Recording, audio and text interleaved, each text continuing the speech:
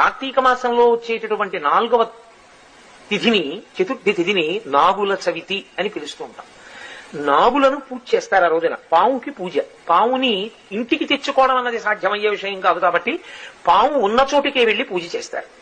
నాకు మీరు ఒక విషయం కొంచెం జాగ్రత్తగా ఆలోచించి చెప్పండి. సాధారణంగా నాగుల చవితి చెయ్యనటువంటి వాళ్ళు ఉండరు. అన్ని వర్ణముల వారు చేస్తారు.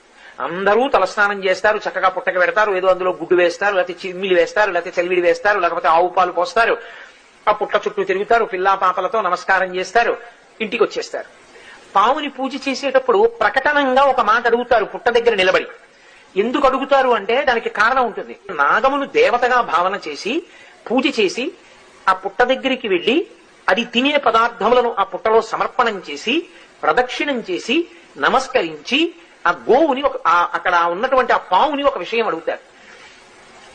లౌకికంగా చాలా నాగరికమైనటువంటి ఏదో సంస్కృత భాషలో చెయ్యవలసినటువంటి శ్లోకములు కాకుండా చాలా తేలిక భాషలో అందరూ అడిగేటటువంటి రీతిలో అడుగుతారు. అందుకే నాగుల చవితికున్న విశేషం ఏమిటంటే దానికి ఏదో సంస్కృత పూజా విధానం ఏమి ఉండదు. వీళ్ళందులో పాలు పోసేస్తారు, అక్కడ నిలబడి ఓ మాట అడుగుతారు. నన్నేలు నా గన్న నా కులము నేలు, నా ఇంటి నేలు, నన్ను కన్నవారి నేలు, నా ఆప్తులను ఏలు, పడగ తొక్కితే పగవాడనుకోకు, నడుము తొక్కితే నావాడనుకో, తోక తొక్కితే తొలగితో వెళ్ళిపో, ఈ నూకల్ని పుచ్చుకో మూకల్ని ఇయ్యి పిల్లల, నూకల్ని పుచ్చుకో మూకల్ని ఇయ్యి పిల్లల మూకల్ని ఇయ్యి. సంతానకారకుడు నాగదేవత.